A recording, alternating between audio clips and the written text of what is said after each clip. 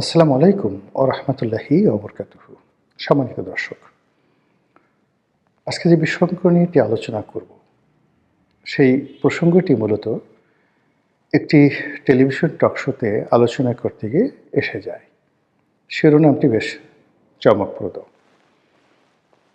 প্রসঙ্গটা এসেছিল যে আমেরিকার কতিপয় কূটনীতিবিদ সম্প্রতি ডক্টর মোহাম্মদ ইউনূসের সঙ্গে দেখা করেছেন।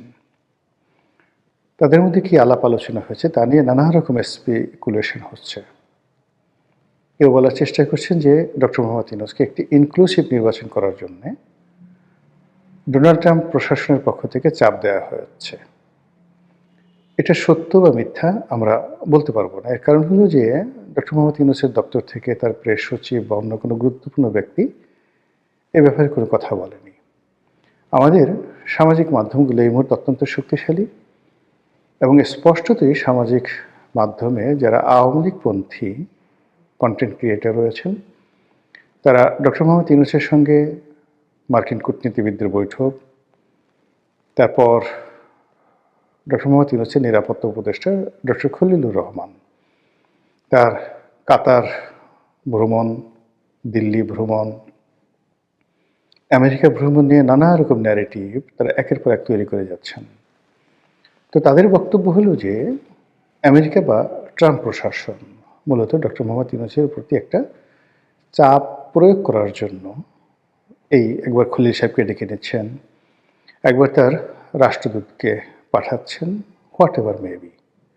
আবার অন্যদিকে আওয়ামী লীগ বিরোধী যে সকল কন্টেন্ট ক্রিয়েটার ছিলেন, এখন তারা নিজেদের সমস্যা নিয়ে এতটা ব্যস্ত, কেউ জামাত নিয়ে ব্যস্ত, কেউ বিএনপি নিয়ে ব্যস্ত, কেউ এনসিপি নিয়ে ব্যস্ত, ফলে আওয়ামী লীগ নিয়ে পেন্স করা বা তাদেরকে খোঁটা দেওয়া বা তাদের বিরুদ্ধে একটা ন্যারেটিভ তৈরি করার মতো সময় এখন আর সামাজিক মাধ্যমে আওয়ামী লীগ বিরোধী যারা লোকজন রয়েছে তাদের নেই বললেই চলে। আর এই সুযোগটিকে পরিপূর্ণভাবে কাজে লাগিয়ে আওয়ামী লীগ এখন জলে, স্থলে, অন্তরিক্ষে।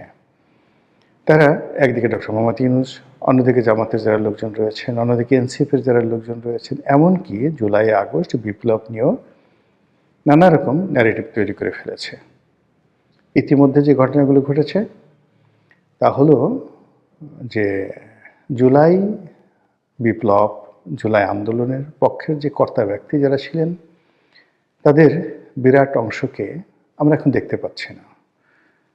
আপনারা কি গত ১ মাসে জনাব ফরহাদ মাজাহারের কোনো বক্তব্য শুনেছেন? শুনেননি।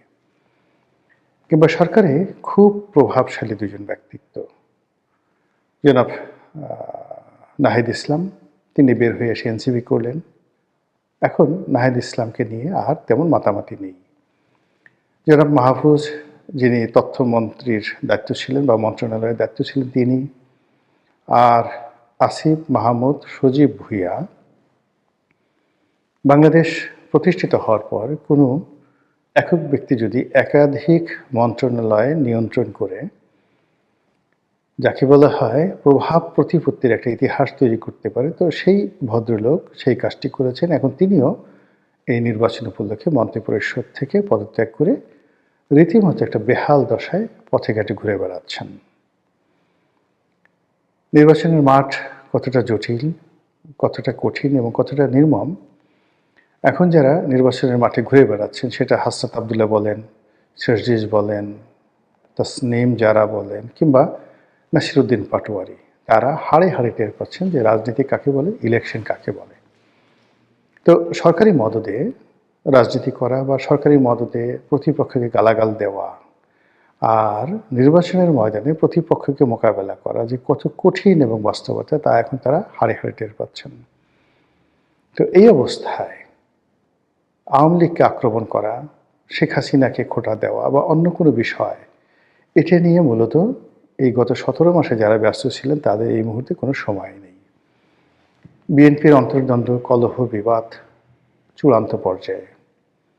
জনাব তারেক রহমান সাহেব আসছেন, বিরাট একটা আবহ তিনি তৈরি করছেন এবং ক্রমশ তিনি ধীরে ধীরে তিনি যে একজন সাধারণ নাগরিক, সাধারণ ভোটার, সাধারণ এমপি প্রার্থী, কিংবা ধরুন বিএনপির চেয়ারপারসন বা চেয়ারম্যান, এই পদের বাইরে তার যে কোনো সুপারম্যান শিপ নেই, তার হাতে কোনো জাদুর বাক্স নেই, কাঠি নেই। এটি ক্রমশ এই মুহূর্তগুলো কেটে যাচ্ছে এবং তিনি খুব সাধারণ একজন মানুষ রূপে সমাজে বিচরণ করছেন এবং তাকে কেন্দ্র করে যে গত কয়েকদিন, ধরুন অলমোস্ট 10 দিন, তিনি এলেন ডিসেম্বরের 25 তারিখে। সেখান থেকে জানুয়ারির 5 তারিখ পর্যন্ত তাকে কেন্দ্র করে যে ভাইবটি ছিল, এটি এখন কমতে, কমতে, কমতে, কমতে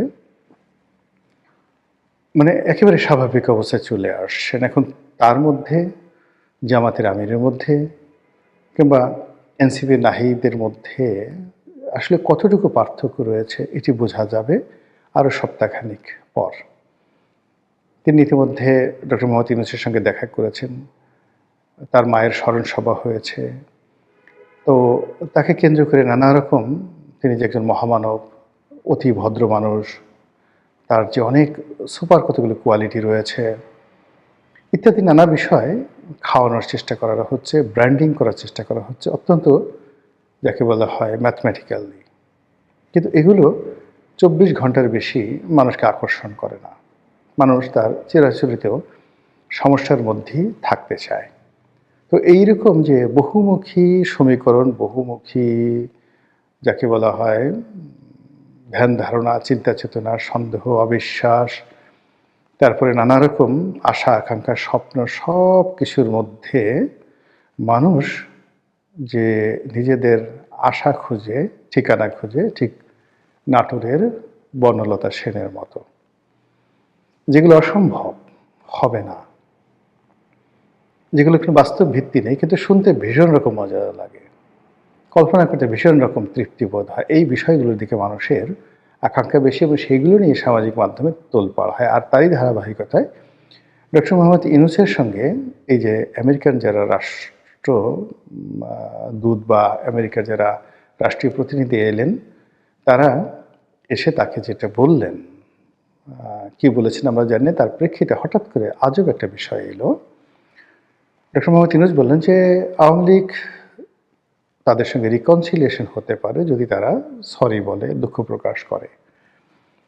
আর এই যে আওয়ামী লীগের সঙ্গে রিকনসিলিয়েশন বা আওয়ামী লীগের সরি বলা, দুঃখ প্রকাশ করা, অপরাধ স্বীকার করা, এই বিষয়গুলো নিয়ে নানা সময় ডক্টর মোহাম্মদ ইউনূসের যে প্রেস সচিব আছে তিনি বিভিন্ন রকম কটূক্তি করেছেন।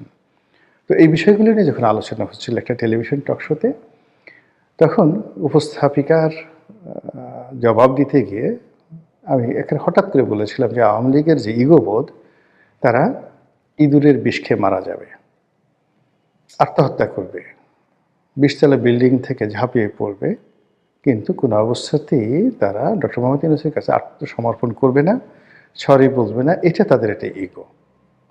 তো এই বক্তব্যটি অনেকটা ভাইরাল হয়ে যাওয়ার পরে আমার কাছে মনে হলো যে এই বিষয়টি নিয়ে আরেকটু বিস্তারিত আলোচনা করা দরকার। আমাদের দেশের যে রাজনীতি, সেই রাজনীতির মধ্যে প্রতিহিংসা একটা বিরাট ফ্যাক্টর। কোনো রাজনীতিবিদদের মধ্যে যদি এই বাংলায় কোনো প্রতিহিংসা ঢুকে যায়, সে পদ পদবি পাওয়ার সঙ্গে সঙ্গে উইদিন 24 ঘন্টার মধ্যে তার সেই প্রতিহিংসা সে চরিতার্থ করবেই। এর বাইরে অন্য কিছু থাকতে পারে অন্য জাতির ইতিহাসে, কিন্তু বাঙালি জাতির ইতিহাসে সেটা নেই।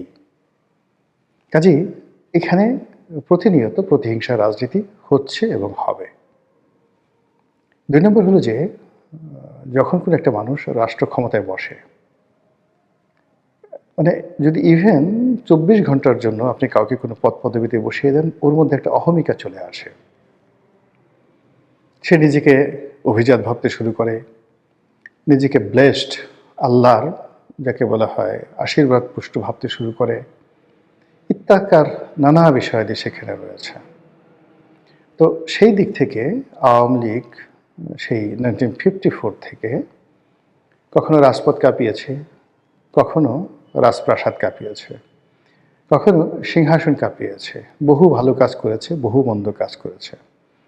তো এই কাজ করতে গিয়ে তাদের একটা ধারণা যে তাদের সঙ্গে বিট করার মতো বা তাদের পাশাপাশি বসার মতো এই পাক ভারত উপমহাদেশে যদি কোনো দল থাকে, সেটা কংগ্রেস হতে পারে, সেটা মুসলিম লীগ হতে পারে, যদি কোনো ব্যক্তিত্ব থাকে সেটা জুলফিকার আলী ভুট্টো হতে পারে, কায়েদে আজম মোহাম্মদ আলী জিন্নাহ হতে পারে, পণ্ডিত জওহরলাল নেহেরু এবং তার বংশধররা হতে পারে। এইরকম একটা অহমিকা বোধ তাদের মধ্যে কাজ করে। এটাকে আপনি আমি অহংকার বলতে পারি, দাম্ভিকতা বলতে পারি, কিন্তু আওয়ামী লীগ এটাকে মনে করে তাদের এটা লিগেছি। এবং আপনি দেখবেন আওয়ামী লীগের লোকজন কথায় কথায় তাদের নেত্রীকে বঙ্গবন্ধু কন্যা, গণতন্ত্রের মানুষ কন্যা ইত্যাদি নানা রকম উপাধি দিয়ে মূলত যে কাজটি করতে চায় যে তাদের নেত্রীর সমপর্যায়ের সামাজিক মর্যাদা, রাজনৈতিক মর্যাদা, পারিবারিক ঐতিহ্য এই কোনো জিনিসই অন্য কারোর নেই। তো সেই দিক থেকে ডক্টর মোহাম্মদ ইউনূসকে তারা তাচ্ছিল্য করে। কিভাবে করে? এই যে ৬,০০০ টাকা বেতন পেতেন, মানে ডক্টর মোহাম্মদ ইউনূস যখন গ্রামীণ ব্যাংকের ম্যানেজিং ডিরেক্টর ছিলেন যে সময়টিতে, তখন আসলে ৬,০০০ টাকার কিন্তু অনেক দাম, খুবই দাম। উনি এমডি হয়েছেন যে সনে সরকারি বেতন পেতেন ৬,০০০ টাকা। তখন হয়তো বিসিএস স্টার্টিংয়ে ৭৫০ টাকা স্কেল ছিল। কিন্তু ওই যে মেজর জিয়াকে বলা হয় ৪০০ টাকার মেজর।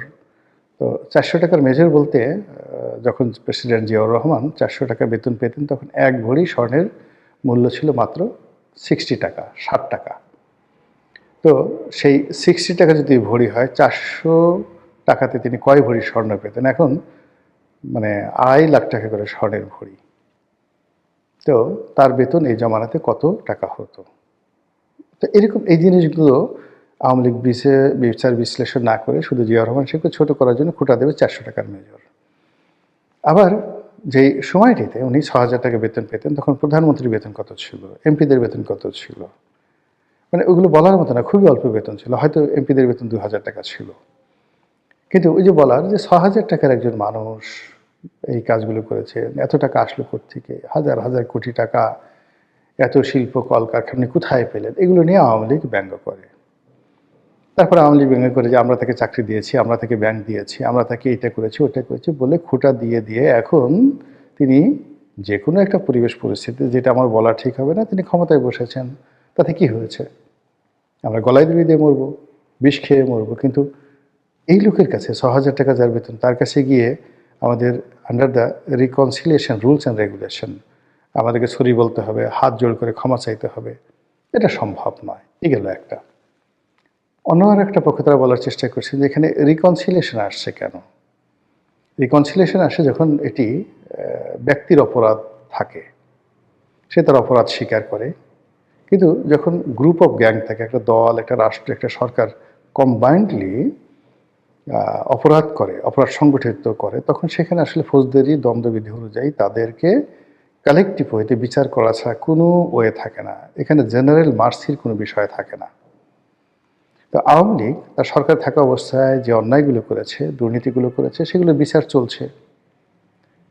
আমাদের সাধারণ কোর্টে বিচার চলছে, আইসিটিতে বিচার চলছে, আরও বিচার হবে। এগুলো তো হচ্ছে। এখানে সরি বললে কি আমাদের সেই বিচার বন্ধ করে দেবে? তারা যদি এখন ভুল স্বীকার করে যে আমরা ভুল করেছি, তাহলে কি এই বিচার বন্ধ হয়ে যাবে? তাদেরকে জেলখানা থেকে ছেড়ে দেওয়া হবে? প্রশ্নই আসে না। ফলে বিষয়টা হলো এরকম যে বিচারের কাজ চলতে থাকুক, বিচার হতে থাকুক, যারা অপরাধী তারা শাস্তি পাক, আর যারা অপরাধ করেনি তারা মুক্ত থাকুক এবং তারা রাজনীতি করুক। এবং এই যে রাজনীতি, এটাকে আপনি কোনো সংজ্ঞার মধ্যে ফেলবেন না। এটা যে কোনো রাজনীতিবিদ, যে কোনো জনগণ, যে কোনো মানুষ, স্বাধীন দেশের নাগরিক, তার একটি মৌলিক অধিকার। তো সেই মৌলিক অধিকারের জন্য আমাকে কেন রিকনসিলিয়েশনে যেতে হবে, ডক্টর মোহাম্মদ ইউনূসের কাছে মাপ চাইতে হবে, এই কথাগুলো নিয়ে আওয়ামী লীগের লোকজন বিতর্ক করছে। আর এরই প্রেক্ষিতে আমি ওই যে শব্দটি, যে তারা বিষ খেয়ে মরবে, ইঁদুরের বিষ খেয়ে মরবে, কিন্তু তারা মাপ চাইবে না। আশা করি আপনারা বুঝতে পেরেছেন। মহান আল্লাহ আমাদের সবাইকে হেদায়েত দান করুন এবং হেফাজত করুন। আসসালামু আলাইকুম ওয়া রাহমাতুল্লাহি ওয়া বারাকাতুহু।